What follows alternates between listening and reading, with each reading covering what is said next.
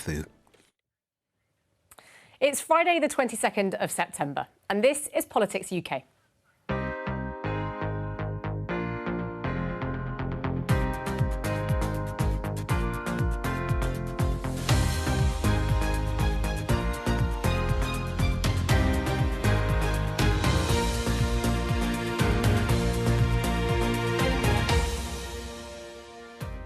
Hello and welcome to your weekly roundup of parliamentary highlights. I'll be joined by correspondents in Edinburgh and Cardiff, and here in Westminster by our parliamentary correspondent, Sean Curran. On the programme this week, Rishi Sunak makes this announcement on green policies after the House of Commons has been closed for a break. We're going to ease the transition to electric vehicles. You'll still be able to buy petrol and diesel cars and vans until 2035. Labour accuses the government of failing to stop migrants crossing the English Channel in small boats, despite incurring huge costs. When's she going to deal with this shambles? Stop the gimmicks and get a grip. The reality is that they're on another planet on how to stop the boats. After Birmingham Council goes bust, Michael Gove appoints commissioners to take over the day-to-day running of the authority. Birmingham City Council has not served the citizens of that great city as it should have. This crisis in local government has been caused by the Conservatives' wrecking ball. With every swing, another local council is pushed to the brink. There's anger in the House of Commons over fears that the HS2 rail project will be drastically scaled back. Spades are already in the ground on HS2 and we remain focused on its delivery. A great rail betrayal. £45 billion and the North left with nothing. And the government says greener steel processing in Wales is the best way to protect jobs. Welsh Labour aren't so sure. The number of job losses have been briefed. It's not certain that's going to be the end figure. Well, in the middle of this week, the BBC broke the story that the Prime Minister intended to postpone some measures designed to reduce carbon emissions. It caused major controversy, not just around the country, but also in the Conservative Party. The government had wanted to make that announcement at the end of the week, which annoyed the Speaker of the House of Commons, who felt Parliament should have been informed first. Now, Sean, we had a rather angry statement, didn't we, from the Speaker of the House. Why was he so cross? Well, this is a very unusual intervention from the Speaker, but the reason he was cross is because Parliament is beginning a break for the party conference season, as it's called, the Lib Dem, Labour and Tory conferences. But the House of Commons only sat for 2 days this week. They could have sat until the end of the week, but they didn't. And the story broke on Tuesday. So by that time, MPs were already leaving Westminster, and then Rishi Sunak, as we know, decided to make his announcement from within Downing Street in a news conference on Wednesday. So Wednesday, he would have normally been facing Keir Starmer in the Commons for PMQs, but no Commons, no PMQs. And the Speaker was really furious. He actually issued a statement. He said if he had the power, he would have recalled the House immediately. Pretty strong stuff there. And he also said that this is not the way to do business. Ministers are answerable to MPs. We do not have a presidential system here. So that's a pretty strong intervention from the Speaker. And one of the things which got him particularly annoyed was because of the way this break had been organised, MPs were away, but members of the House of Lords were still here. So much to his annoyance, unelected peers were going to get the chance to question ministers when MPs would have to wait until the middle of October before they'll get the chance to hear anyone. So what we had in the House of Lords was their version of an urgent question where a minister is forced to come to the House and answer questions. The plan, I understand, was not to have Parliament sitting at all when these major announcements were made on Friday. Instead, because they were leaked, we do at least have some opportunity in this House to question the Minister.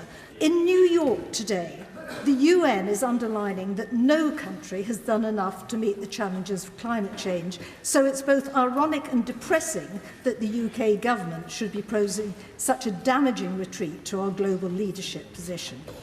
What is the Minister's response to the absolutely horrified reception these proposals have received from business leaders who see delaying the transition to net zero as the complete opposite of what they need: ambition, certainty and commitment. I think what the Noble Lady is saying to me is the government really committed to net zero? And as I said in the original answer, the answer is yes. And more importantly, my lords, we actually have the track record to prove it. The UK has overachieved on all of our carbon budgets to date. We've reduced emissions faster than any other major economy. How is this government going to restore confidence of investors, business people and the general public that it will stick to its word? Well, yet again, the Noble Lord, of course, is wrong in his statement. We have the largest offshore wind industry in Europe, as the Noble Lord well knows, the second largest in the world. Other European countries are racing to catch up with our record on this. Why is the government content to hurt working people by selling out British business and the long-term future of our economy in this way? The Minister has made a list of things that all of us in the past have been proud of. But the point is, that is the past. This announcement, and it is a tragedy for this nation because that leadership that we had globally, that all of us were proud of, is about to disappear. The Noble Lord has not mentioned once the issue of home insulation and energy efficiency, on which the government's record is absolutely disastrous. And as the Noble Lady Baroness Hayman said, this means people are now in cold, impossible to heat, unhealthy homes. Can the Minister reassure me that we're not going to see backpedalling this afternoon on home insulation and energy efficiency? Here. Always a pleasure to hear from the Noble Green Lady, even though she sounds increasingly red sometimes. Very happy to talk about our record on home insulation. 2010, 14% under Labour had EPC of C or above. It's now almost 50%. Clearly we need to go further, which is why we are investing £6.5 billion over this Parliament on home upgrade retrofit measures.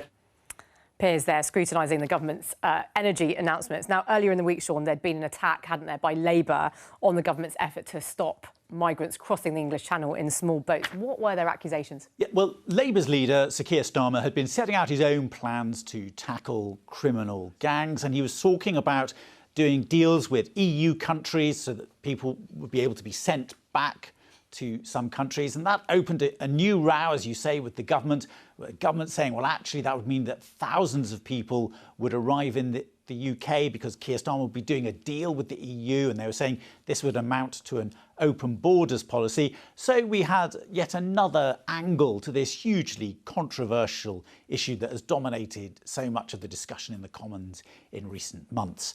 And this week we had the Home Secretary, Suella Braverman, facing MPs. So we did get that row in the Commons as well as, you know, in the TV studios and the radio news bulletins. But there was also a row with some Conservatives who aren't happy with everything the government is doing. And there is a row around the use of a former RAF base in Lincolnshire, which was the home of the Dam Busters and the home of the Red Arrows. And the local MP is a Conservative, very unhappy at the government's plan to house asylum seekers there. One of the justifications for using service accommodation like RAF Scampton was it was supposed to be cheaper. We now know the figures. It was more expensive over 2 years, and over 3 years, the savings are actually derisory. That is on figures, frankly, being fiddled by over-capitalising the value of the base and not basing the figures on surveys. Her officials are now ripping out services. The Council has issued a stop order on it. I give notice that I'm going to report the Home Office to the Controller and Auditor General of misapplying public money and wasting public money, because using this space will cost more than hotels. I've had several discussions with my right honourable friend about the proposed asylum accommodation at Scampton. I thank him for his very energetic campaigning on behalf of his constituents. I very much appreciate the challenges that this nationwide mission poses for all of us. I don't agree with his assessment in his question. We have assessed the proposal at Scampton to be value for money. It's been more than a month since all 39 asylum seekers were hauled off the 500-capacity Bibby Stockholm due to the detection of Legionella. Will she confirm the exact cost of the barge? £500,000 per month to house 0 asylum seekers on this floating symbol of failure feels utterly extortionate. And why is it that the only boat this government has managed to stop is its own? The truth is that Labour's policy hasn't survived contact with reality. It's been denounced by the EU, their shadow ministers are making up as they go along, and the leader has had to backtrack. And it's not even been a week. Mr. Speaker, only we have a plan based on reality, based on deterrence, based on delivery, and it will stop the boats. Open Democracy recently revealed the extent of self-harm and suicide in immigration removal centres, in particular Harmsworth and Colnbrook, where 24 self-harm incidents occurred in March, more than the 3 previous months combined. Director of Medical Justice Emma Giddens said, "We are not confident that the Home Office considers the value of lives of those in its care in detention as fully human." So what is she doing to ensure that those in Home Office immigration removal centres do not face such desperate circumstances that they seek to take their own lives? Hear. Well, as I said, the safety of all of those in our care is a priority for the Home Office, and the standards of habitation, whether it's in our asylum accommodation estate more broadly or more specifically in our immigration removal centres, is one that always, and as far as the law requires, meets high standards. On the 7th of March, the Home Secretary emailed Conservative supporters saying, "Today we're changing our laws and bringing the small boat crossings to an end." Since then, 20,000 more people have arrived. She's not applying her own law because it doesn't work. Asylum hotels are up, no date to end them. Foreign criminal returns are down. The Independent Borders Inspector has said, "This is no way to run a government department." He's right, isn't he? Yeah. Is that why she's getting rid of him? At least we have a policy. I'm not sure anyone on the front bench knows what the Labour Party plan is for stopping the boats. Her ministers certainly seem to be making it up as they go along. Quotas and then no quotas. The EU makes it clear that it will be expected to take thousands more migrants from the EU. Is it family reunion? We already have a scheme for family reunion. They're making it up because they don't have a plan. Well, that's just total waffle. No answer on the inspector because she's afraid of scrutiny. No answer on her failure, just inventing garbage about Labour. The immigration director, the asylum director, the borders director, the accommodation director from the Home Office are all going or gone because the only people she removes are the people she needs to do the job, and a 40% increase in asylum hotels since she became Home Secretary. When's she going to end asylum hotel use? When's she going to deal with this shambles, stop the gimmicks and get a grip? As I said, she talks about a shambles, but the last 4 days have been a great example of a shambles.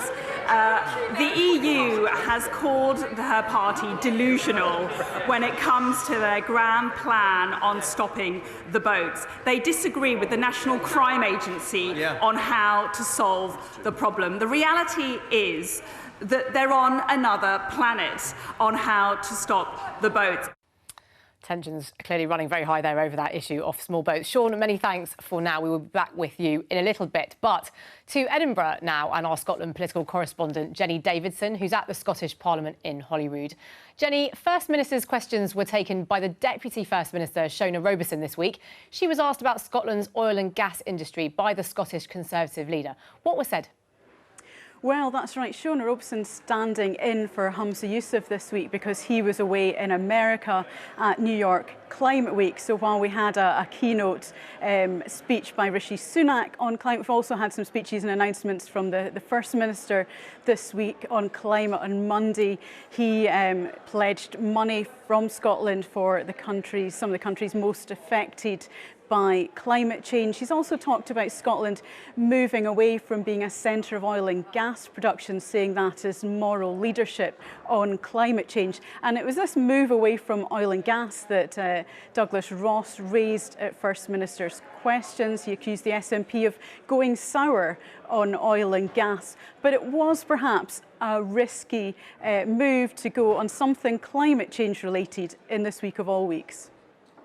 Tens of thousands of people work in Scotland's North Sea oil and gas sector. It raises billions of pounds to support public services, and it's crucial for Scotland's economy. But this week, across the Atlantic in the United States, Humza Yousaf said that Scotland will no longer be the oil and gas capital of Europe. So why has the SNP turned sour on Scotland's oil and gas? Deputy First Minister. Well, we, of course, are committed to a just transition for the oil workers in the North East, and I want to pay tribute to the sector and indeed the workforce for the over £400 billion that they have generated for the UK coffers, much of it, of course, squandered.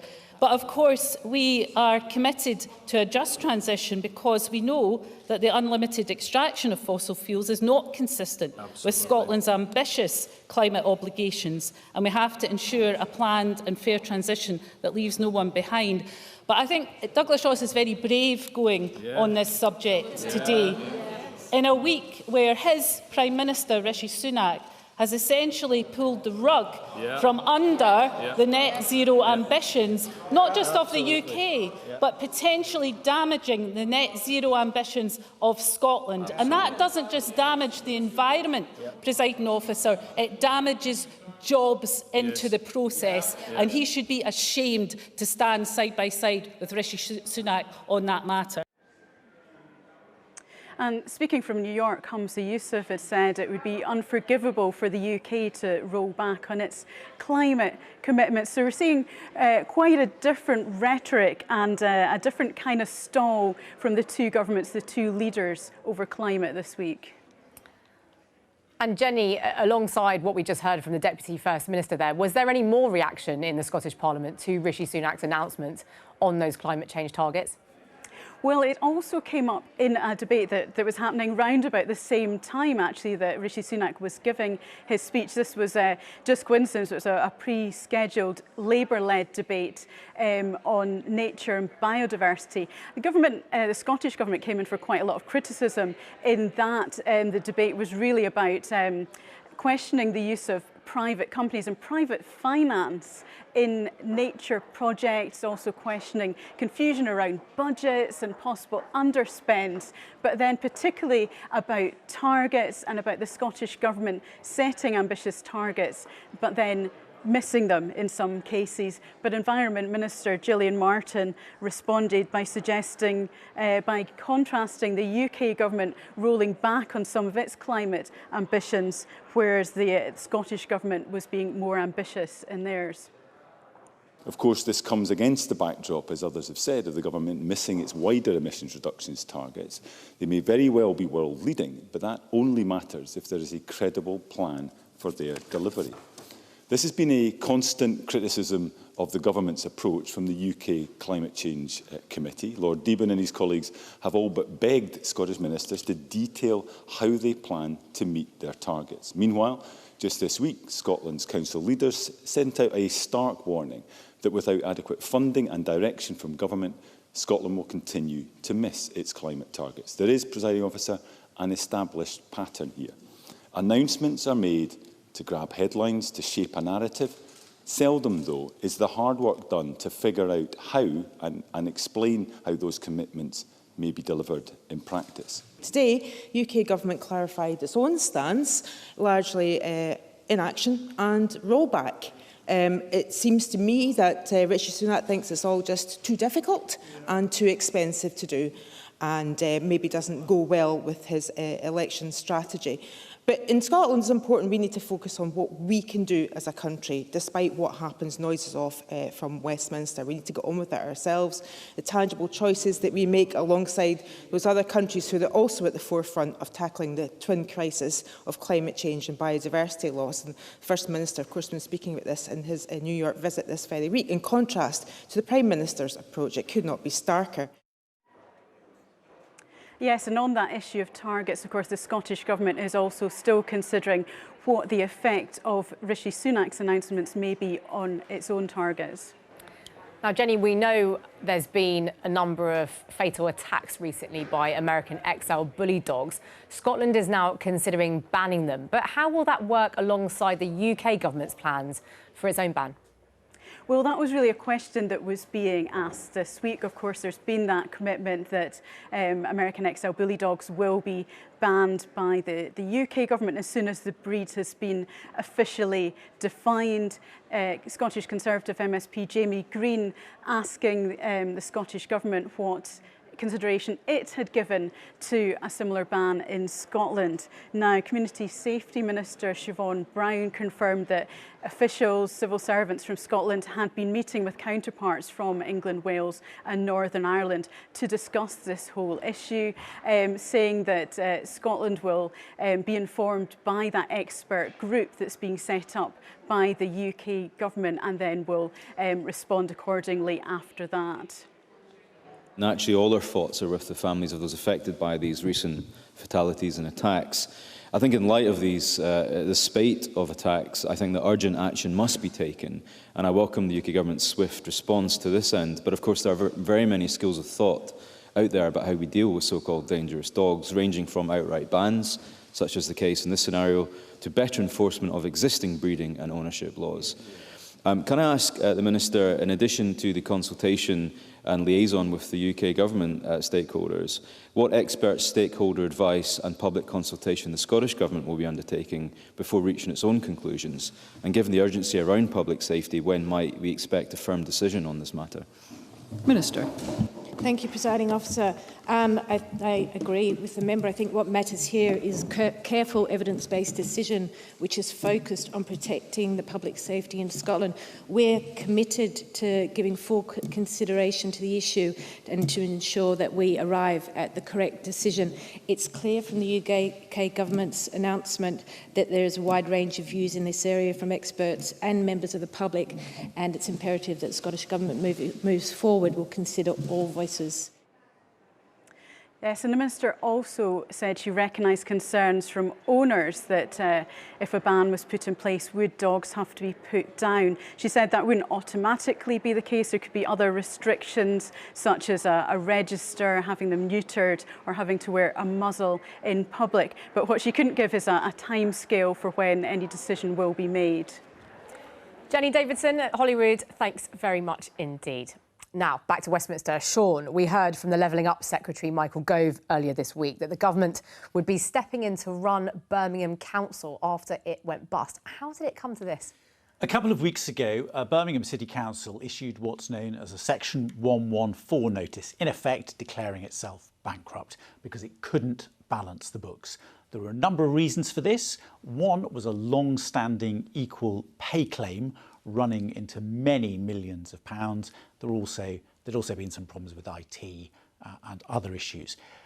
So that posed everybody with a problem of how will the day-to-day services be delivered? What does it all mean? Will things have to be sold off? Michael Gove came along and he said that he would be appointing commissioners to go to Birmingham and they would be in charge of the day-to-day running of the council. And we will hear from him in just a moment.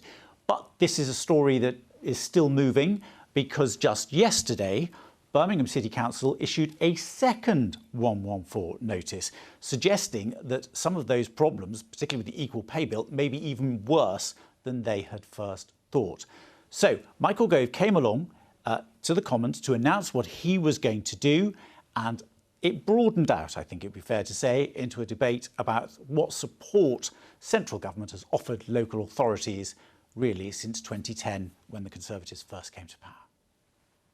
Birmingham City Council has not served the citizens of that great city as it should have. For years now, the city has suffered as the Council has failed to grip underperformance. Poor leadership, weak governance, woeful mismanagement of employee relations and ineffective service delivery have harmed the city. Senior leaders, both elected members and officers, have come and gone, but the one constant has been a failure to deliver for residents who deserve better. I can announce that I am today writing to the Council to set up my proposal to intervene and to appoint commissioners, and that I intend to launch a local inquiry in due course. Like the rest of the country, Birmingham is facing the shock of spiralling inflation and battling a cost of living crisis. In the face of all this, the government stripped away Birmingham's reserves. Can you confirm that amounts of £1 billion has been taken from the pockets of local communities over the last decade? He surely cannot deny that Birmingham has experienced some of the most severe cuts of the last 13 years. The truth is, this crisis in local government has been caused by the Conservatives' wrecking ball. With every swing, another local council is pushed to the brink and another local community falls over the edge. That's the difference between us, Mr Deputy Speaker. A Labour government would oversee sustainable long-term funding for councils. I didn't mention anything specifically or explicitly party political in my statement, because I believe that it is absolutely vital that we work together across parties and across political traditions to deal with this issue. But given that the Honourable Lady did mention the party politics of it, I think it's important that we recognise that this intervention in Birmingham, like our intervention in Sandwell, like our intervention in Liverpool, have all been interventions in Labour-led local authorities, that have comprehensive mismanagement. The Secretary of State mentioned a list of councils where 114 notices have been served and commissioners have been brought in. Perhaps he can confirm that Thurrock, Woking and Northamptonshire are not Labour-controlled councils. He seemed to miss that bit out when justifying his attack on some councils being Labour-controlled. Now, there no doubt have been problems in all these councils, but does the Secretary of State accept there is some overarching responsibility for government who delivered austerity to councils, bigger cuts than any other part of the public sector, which by and large local government have managed extremely well, but some have gone over the edge? I deliberately didn't choose to make political points, but my wonderful shadow chose to insert some party political points, so I felt it was only appropriate to point out that Liverpool, Sandwell, Slough, Nottingham and Croydon all were driven to the brink of bankruptcy by Labour leadership. I want to understand exactly how the commissioners, because whilst everybody's making party political points, it is actually the people of Birmingham who vote for the council who have put those people in place. How the citizens of the city get any intervention in this particular process, how their feelings are going to be heard, or are they just going to have things done to them by people who, let's face it, I don't know this fella, I believe he worked in Hackney. He doesn't live in Birmingham. He doesn't know anything about what the city's like. In respect of Thurrock, we've found that really the problems we're facing have emerged over the last 10 years. A decade where Thurrock has been dominated by three-party politics and a succession of minority administrations where UKIP held the balance of power. And being brutally frank, it was impossible to make financial cuts while that was taking place or increasing council tax. And that's led us to the situation we are in. Labour-run Blackpool Council currently has a budget deficit of over £23 million, which is one of the largest in the whole country compared to its revenue budget. Despite this, the council continues to fritter away taxpayers' money, not least in spending £174,000 on 6 trees. Well, I love Blackpool, and I love trees. But £174,000 for 6 trees makes it £29,000 a tree. Some trees they must have in Blackpool. And I would say, whatever views one may take of Blackpool Council, and it does seem as though they're paying slightly more than you would pay in most garden centres for their trees, nevertheless, central government has shown how partnership and levelling up can secure real change. A lot of concern now, Sean, I think, about which other councils may also be in trouble. But on the bright side, at least for Birmingham, it looks like it could be one of the few places that actually the troubled high-speed rail project, HS2, actually manages to reach. There has been a bit of discussion about the future of HS2 this week, hasn't there? What is the latest? Yes, well, so the latest development about this project, which originally was launched with the view that it was going to cut the travelling time between London and Birmingham and London, is about what happens next. And there is this big question mark about whether this project will now go as far as Manchester. And so what we had this week in the Commons was Labour asking an urgent question to force a minister to come to the Commons. Now, the rail minister, he wasn't available because he was in the Czech Republic. Obviously, Labour would have liked to have heard from the Transport Secretary, Mark Harper, but we were told that he was away in meetings, so he wasn't available, which meant, oddly enough, we got the minister who's got the responsibility for buses coming to the dispatch box. And over the course of some pretty fierce questioning, he basically didn't say that HS2 would, in fact, go on to Manchester. Spades are already in the ground on HS2 and we remain focused on its delivery.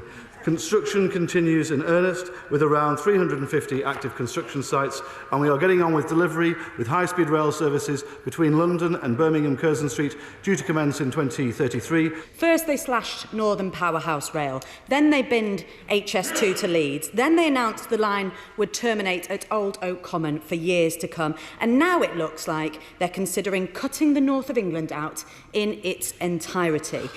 What started out as a modern infrastructure plan left by the last Labour government linking our largest northern cities, after 13 years of Tory incompetence, waste and broken promises, will have turned into a humiliating Conservative failure, a great rail betrayal. £45 billion and the least possible economic impact from the original plan.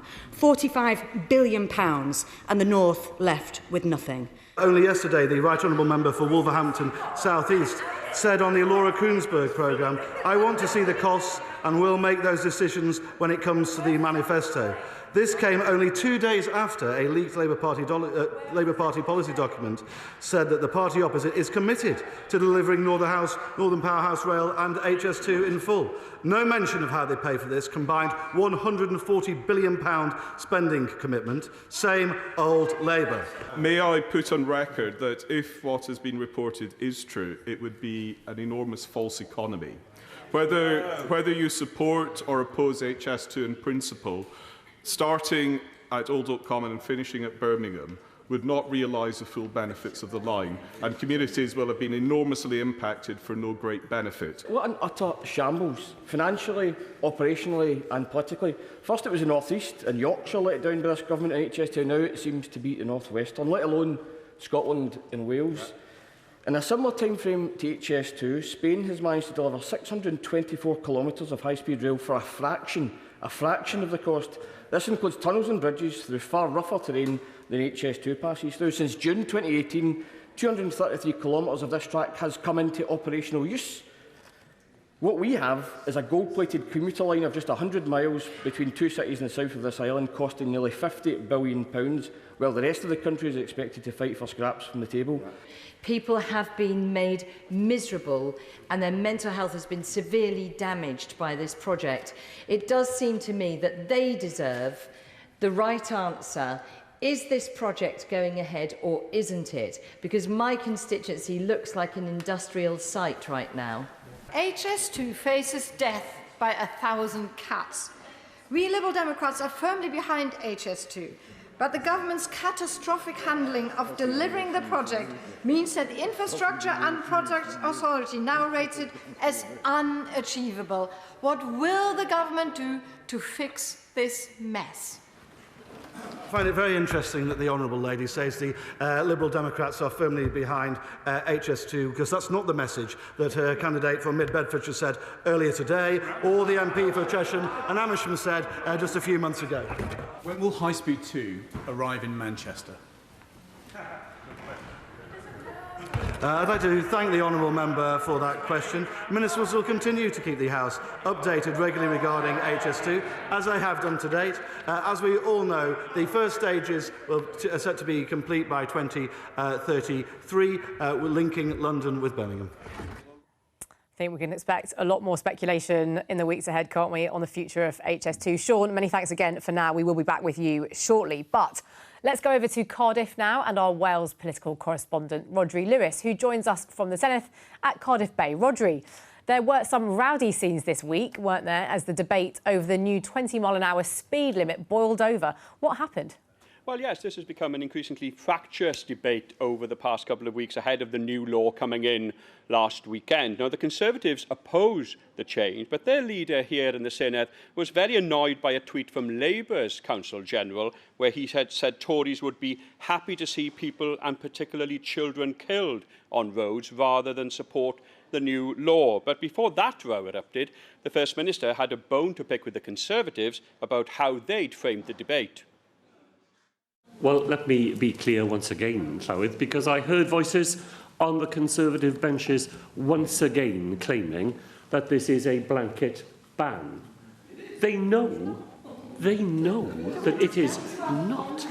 It is a default speed limit, which is not the same as a blanket ban. Llywydd, I'm prepared to go on explaining this to the Leader of the Opposition, but as John Griffiths has said, some people have already concluded it's not that he doesn't understand, it's just that he's determined not to tell the truth. I'd like to raise with you the tweet that the Counsel General put out on Saturday, and it's worth repeating. Tories so happy to see people, and particularly children, killed and injured on our roads. That surely is unacceptable language to use when trying to engage in a policy position that we have a disagreement over. To say that we would be particularly pleased to see children killed and injured is not acceptable, is it, First Minister? Well, as I understand, the Counsel General took the tweet down immediately and has since acknowledged that he would not have expressed it in that way had he been in a position to give it further consideration. I'm grateful that that tweet was taken down, but I didn't hear an apology to the people that it was aimed at, and ultimately it was a very offensive tweet, to say the least. Now, after those exchanges, Mr Davies then wrote to Elin Jones, the Llywydd or presiding officer here at the Senedd, to complain about that comment on being determined not to tell the truth. And she said she agreed with him, and she'd written to the First Minister to say he'd gone too far on this occasion, but evidently strong feelings on this issue on all sides. Indeed. And Rodri, we've been discussing earlier in the programme the UK government's surprise shift on its green policies. What's been the reaction in Cardiff? Well, frankly, it seems that everyone was caught out by this announcement, so an emergency question was granted here on Wednesday to discuss the matter, and the Labour backbencher Jenny Rathbone wanted to know what this would all mean for Wales's climate change policy. What could the Welsh Government do in this situation to rectify the damage done today to our claim to want to lead the world on green transition when businesses are going to be completely spooked by this UK government decision? There's been a series of comments from industry right across Britain saying that what they need is certainty, investment and competence. And from this government, we have none. It's too early for us to be able to say what the effect on our policies will be, but I can assure you this government provides both certainty and investment and a vision for a green future for Wales where we can be at the front of a global race. This is incompetence of the first order and, frankly, I'm appalled. The Climate Change Minister making her feelings plain there, and she said she hoped to say more about how the Welsh Government will deal with this change next week. And this week saw the announcement of a big new funding package for the steel industry, which will affect the tartar plant at Port Talbot in South Wales. How did that news go down in the Senedd? Well, a bit of a mixture of relief that steel making would continue in Port Talbot and that the plant would be modernised, mixed with concerns about how many jobs may eventually be lost. Now, there were questions about a so-called transition board, which would oversee the spending of £100 million. Plaid Cymru wanted to know more about that and said local people hadn't been consulted about any of this. None of these people had a say in this huge and far-reaching decision which will change their futures, and this is keeping them awake at night. You refer in your statement, Minister, to the Transition Board funding, but as we've heard, there's not a lot of detail. So I'd like to know, Minister, how will the wider region's communities be supported economically in the future? On your point on the conversations that we have with all those interested local authorities, we actually need to have more certainty on what this means, because the number of job losses have been briefed. It's not certain that's going to be the end figure.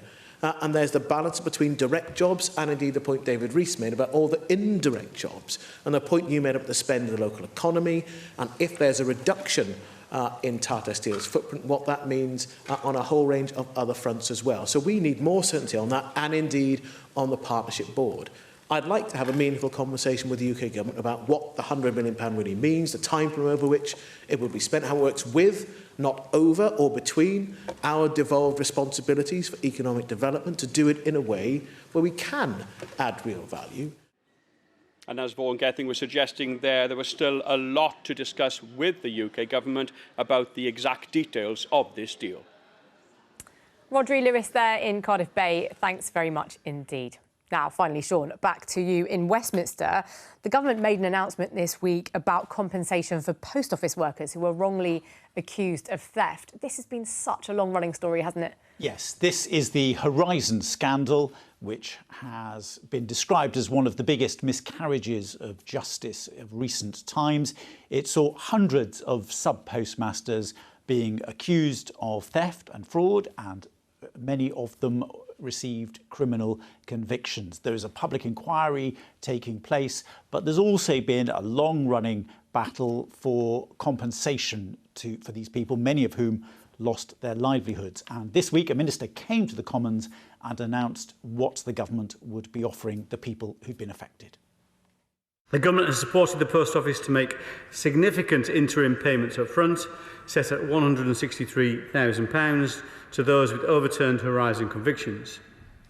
We are also funding Post Office to reach final settlements with these postmasters. To date, 86 convictions have been overturned. The government and the Post Office have been clear that we want to see the victims receive swift and fair compensation. I've been monitoring delivery of compensation to those with overturned convictions, where over £21 million has been paid out to date. While good progress has been made on personal damages, such as mental distress and loss of liberty, thanks in large part to a successful early neutral evaluation process overseen by Lord Dyson, progress in full and final settlements has been slower. That is why I can therefore announce today that the government has decided that postmasters who have their convictions on the basis of Horizon evidence overturned should have the opportunity up front to accept an offer of a fixed sum in full and final settlement of their claim. The sum will be £600,000. Postmasters who have been wrongfully convicted have some of the most severe circumstances, having lost clean records and in some cases their liberty, and suffered significant financial losses and an overwhelming impact on their lives. The House is in unanimous agreement that the Horizon scandal has been a shocking injustice. Indeed, I think it's no exaggeration to say that it's one of the greatest scandals of modern times. As we continue to hear in the public inquiry the accounts of lives torn apart by the scandal, we can never lose sight of how devastating its impact has been on those victims. What assurances can he give the House that the compensation being offered to those 86 individuals whose convictions have been overturned will be at a sufficient level? I've spoken to one MP today who has a case where various accumulated costs amount up to millions of pounds.